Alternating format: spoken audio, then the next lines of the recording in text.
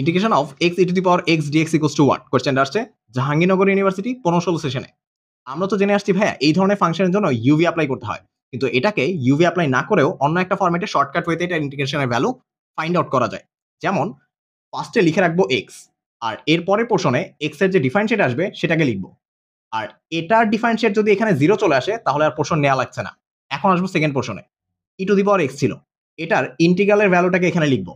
আর এখানে যে পোর্শনটা পাওয়া যাবে সেটার ইন্টিগ্রেশনটাকে এইখানে লিখবো e to the power x. First portion থাকবে পজিটিভ, সেকেন্ড পোর্শন থাকবে নেগেটিভ।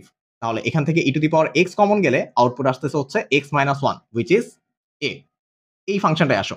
এটাও তো এইটার মতো একটা ফাংশন না ভাইয়া, যেখানে এক্স এর পাওয়ারটা হচ্ছে পজিটিভ ইন্টিজার। আমরা এই শর্টকাটটা ইউজ করতে পারবো শুধুমাত্র যদি এক্স এর পাওয়ারটা থাকে পজিটিভ ইন্টিজার আর সাথে অন্য একটা ফাংশন থাকে। খেয়াল করো তো, ফার্স্ট পোর্শন আসতেছে হচ্ছে এক্স, এর পরের পোর্শনে এক্স এর ডিফারেন্সিয়েট হচ্ছে 1।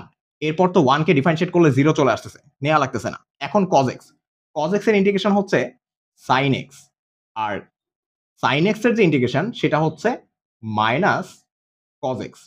First portion positive, second portion হচ্ছে নেগেটিভ। তাহলে আউটপুট আসতেছে x sin x প্লাস হচ্ছে cos x। তাহলে আউটপুট কত ভাইয়া? বি।